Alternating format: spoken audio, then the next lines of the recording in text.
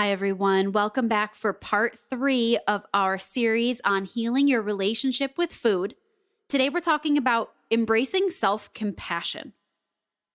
In today's world, we are constantly bombarded with dietary advice, with food trends, and with ideas of what is right or wrong to eat. And it's really easy to fall into a trap of self-criticism and guilt when it comes to food. We can forget that our relationship with food goes way beyond actually eating a meal. It's super entwined with our emotions and with our self-perception. If we can cultivate some self-compassion, that's the key to breaking free from guilt or shame that is often associated with food choices. In this episode, we're going to explore the importance of self-compassion in our dietary journey and discover how it can help us to lead healthier, more balanced lives.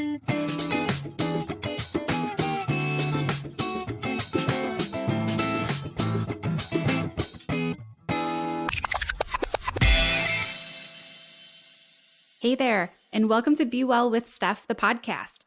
This is the show for you if you believe that personal wellness can be an actively pursued goal, and you're ready to tackle building healthier daily habits with a little bit of good humor, a little bit of grace, and a little bit of coffee. I'm Steph. I'm your wellness and nutrition coach and your host, and I want to make it really clear.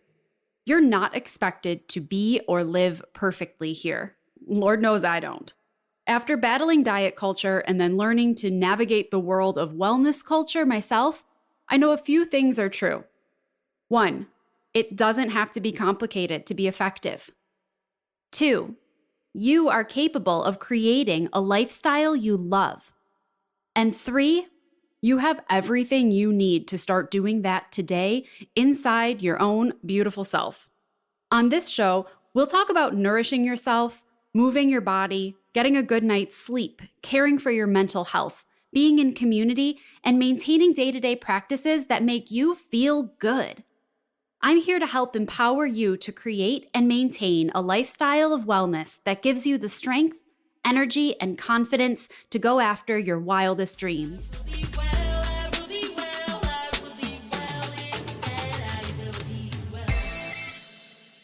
I like to define guilt and shame separately. They are separate things, and I've have done a lot of reading by Brené Brown and her work on shame specifically. But guilt we can think about as the feeling that comes when we've made a choice that we feel like is wrong. So when we do something, we can say, "Oh, I feel guilty for that choice that I made." Shame puts that bad feeling on ourselves. Instead of saying, I made a poor choice, it's saying, I am bad because of my choices. Instead of saying, I made a choice that, didn't support my health, we put that on ourselves and say, I'm dumb, or I'm, can never change. So shame feelings are so unhealthy and so common. We feel this stuff all the time, but the self-talk that comes along with shame is not serving us when it comes to improving our health.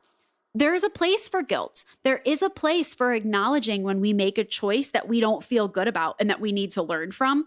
That's different than saying that we are a negative pattern or a negative belief. And guilt and shame both often get associated with our food choices, coming from an unrealistic expectation, coming from societal pressure, coming from us falling into our cravings traps or our poor habits traps. But there are always these messages that certain food are bad, or that if we move away from the diet or move away from the goal, we've fallen off the wagon. We talk a lot in diet culture about like overcoming cravings. And that's something that I talk about myself. But these ideals, these feelings of guilt and shame from not being able to uphold these ideals have the possibility of perpetuating into a really harmful cycle. It can sometimes feel like we have this invisible weight pressing down on us when it comes to guilt or shame. And these emotions, although they're separate, guilt and shame, can often intertwine. And it becomes this cycle that can be really challenging to break. You're not alone in this. This happens to all of us. I think I think that it happens to women more than it happens to men, but it happens to all of us, that we can feel guilty for something, for a choice that we've made, and that behavior or that choice starts to infiltrate our thoughts, create emotions that lead to us feeling lousy about ourselves as people. And we got to get out of that cycle. So let me quickly break down for you what this cycle, this like guilt and shame cycle, can look like in those 4 parts.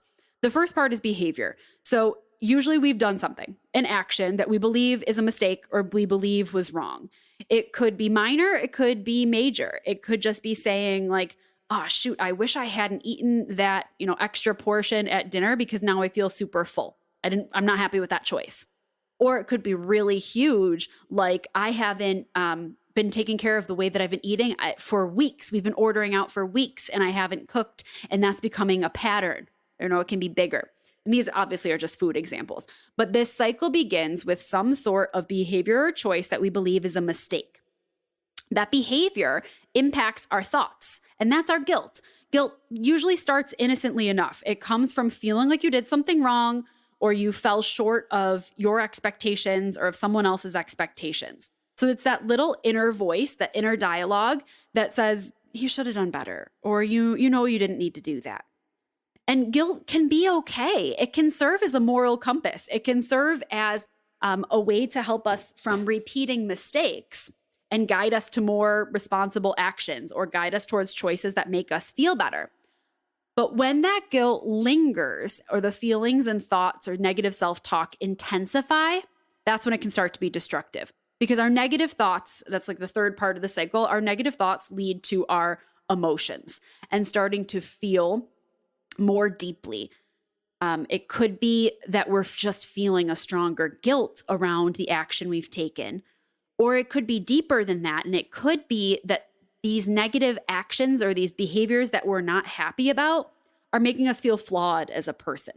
That's where shame comes in. When the emotion becomes overwhelming or becomes distressing, because then we're starting to think, I'm not capable, I'm not worthy, I'm not good enough.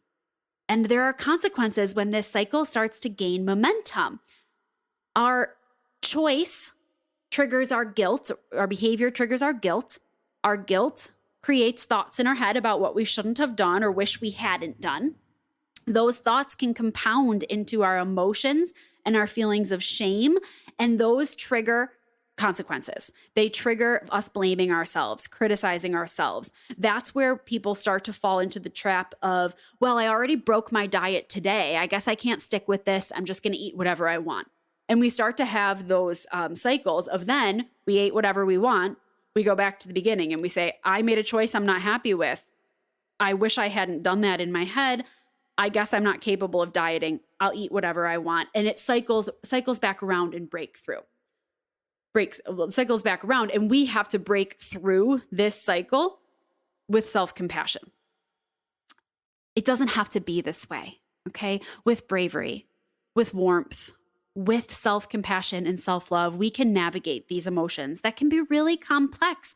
They might start out really simply by saying like, man, I wish I hadn't eaten that bagel. And it can slide so far. And it's up to us to intercept these thoughts with love and compassion in order to break out of the cycle and start to embrace a future that is more compassionate toward ourselves. And that's where wellness comes from. Self-compassion is actually a concept that was popularized by a psychologist named Dr. Kristen Neff. And self-compassion involves treating ourselves with the same kindness, understanding, and support that we would offer to a close friend who is going through something difficult. Self-compassion has 3 main parts. There's self-kindness, common humanity, and mindfulness. Once again, you noticing a theme here?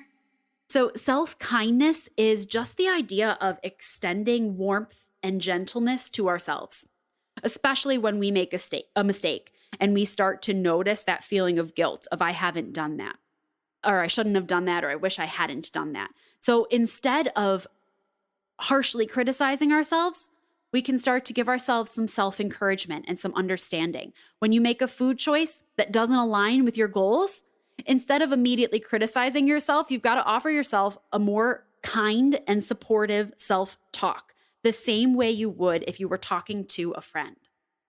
The second part of self-compassion is acknowledging our common humanity, recognizing that we are not alone in our struggles. You are not the only person who made a food choice that didn't align with your health goal today. That's perfectly normal. It happens all the time. We have to understand that we as human beings are navigating this journey together. And it can help us to know that we're not alone. We're not inadequate. We're not in isolation. You have to remind yourself that everyone has moments of weakness and everyone makes food choices that feel less than ideal to them. Perfection is not the goal. I have been saying here for years, what matters most is what you do the most. And then, of course, mindfulness. Mindfulness and being present in the moment that you're in without judging it, just noticing it. When it comes to food, that might mean being aware of the choices you make, seeing what they are, enjoying the experience of eating, letting yourself taste what you're eating, feeling grateful for what you're eating, and letting go of the guilt or anxiety surrounding your decision. Once you've made that choice, we've got to let that choice go. And the more mindful you become with eating, the easier that becomes because you start to be more intentional about what you're eating. So then I know that I crossed this bridge just last week. I usually make oatmeal for breakfast. I do overnight oats. I put some protein powder and some berries in. All that protein and fiber keeps me full all morning till lunch. And then we bought bagels. And I made the conscious, intentional choice to take a bagel and peanut butter for breakfast instead. I enjoyed it. It tastes great. I didn't feel guilty about my choice at all. But I did notice that I was hungry before lunch came. I had to be aware of the fact that my body, my intuition, that's where intuitive eating comes from, my intuition was telling me that you enjoyed that, but it didn't do the job it needed to do in nourishing you for your morning. So you might want to make a different choice next time. And that's my internal dialogue, right? My internal dialogue is not saying, oh, you couldn't even eat oatmeal every day this week. My internal dialogue is saying, okay, you tried something. It tastes good. It's not going to really help you with your goals. It's not going to give you the satisfaction that you need. You're going to have to go back to what you were doing or try something new. We can practice mindful eating by paying attention to our food choices, savoring the flavors, eating without distraction, and then thinking about how those choices responded in our bodies. Helps us make more conscious and satisfying choices. Embracing self-compassion while we're on this wellness journey can be really hard. I know that changing the way you talk to yourself is not something that happens overnight. It's something that does take practice. So let me offer you here 4 ideas for starting to become a little bit kinder to yourself. The first one is letting yourself be vulnerable. Vulnerability is a superpower on this wellness journey because it takes a lot of courage to share that something is hard, to share your struggles with someone you trust, a friend, a family member, a partner, a therapist. But when you're able to open up about what you feel guilty about, what you feel shame around, the story that you're telling yourself in your head, when you're able to open up about what's going on in there, you allow the light to shine a little bit better on those dark emotions. They don't seem as dark. They don't seem as heavy. You realize again that we have this common humanity and that you're not alone. So please remember that being vulnerable is not a weakness and you are doing nothing wrong by feeling guilt or shame that everybody feels sometimes. But opening up about it and shedding some light on it is going to be a path toward letting go of those ideas and healing those feelings. Remember community. Connect with your community. We've done episodes on here about supportive communities, about finding friends, finding workout communities, finding online communities, finding a therapist who can help you navigate your relationship with food and practice some self-compassion. Because just as you speak differently about your friends or loved ones, they speak differently to you as well. And you need to surround yourself with a community that is not only going to share your struggles, but also empower you to know that you're doing the thing. You're doing a good job, that they love you for who you are, where you are on the journey, and that they're with you as you're trying to make these changes towards self-improvement. You need to remember to celebrate your wins, whether they are small achievements or some milestone you've been working toward. Notice them. Be warm toward yourself.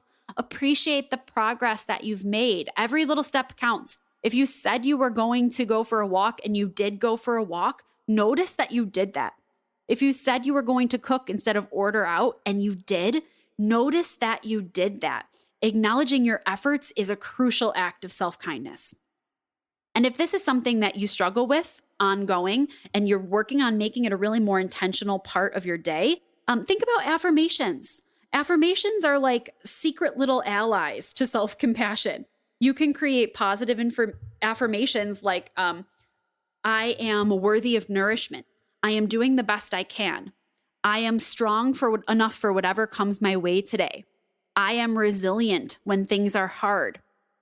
My small steps matter. The things I do add up.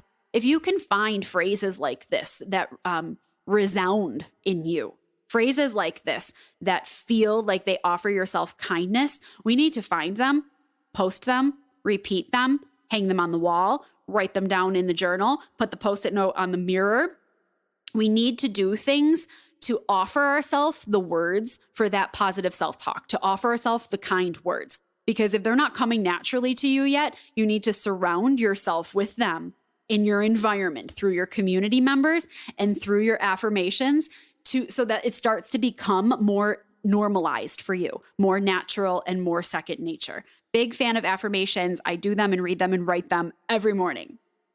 On this journey to heal your relationship with food, please remember that self-love is your most treasured companion. This journey is not about perfection. It's about progress. It's about growth and understanding and learning to embrace and accept your beautifully imperfect self. You need to celebrate your steps. You need to work on silencing that inner critic and replacing her with a welcoming voice, one that is kind, one that is compassionate, and seek support when you need it. Unplug, unfollow people that you're comparing yourself to, and instead replace that with things that lift you up, with a positive community, with practices of gratitude and affirmations that support your daily worth. Your path to a healthier relationship with food takes bravery. It takes warmth, and it takes the openness and vulnerability to grow. You're not alone on this journey. We're here together. We're doing it with you. We're supporting you and cheering you on. If you need someone in your corner, come over and send me a message. Just say, hi, I'm working on this stuff and I need you in my corner and I am here for you. That's what I do. It's what I do as a coach, but it's also just what I do as a cheerleader and a friend. Like, I am here for you. I hope that you have enjoyed this third and final part to our Healing Your Relationship with Food series. I hope if you're just finding this that you go back and listen to parts 1 and 2. And I would love to hear from you, as always, on Instagram, via email, bewellwithsteph.com/podcast, all the places. And if you are on your nutrition journey, if you have decided that you would like to heal your relationship with food while improving your nutrition, if you'd like to eat from a place of self-love and a place of nourishment, I have an offer for you. My program, Eat Well with Steph, is a vibrant online wellness community that is all about elevating your health, elevating your happiness, and your self-love through your nutrition. It is part online course, part online community. There are videos and training modules that you can watch that walk you exactly through my process for finding food freedom, for developing goals that you work for your health, for your lifestyle, turning those goals into daily habits and routine, and eating balanced meals that nourish you and help support your overall health. It's all in there in Eat Well with Steph, and I would be glad to talk to you more about this program. If you're interested in it, you can again send me a DM, or you can get all the details at bewellwithsteph.com/eatwell.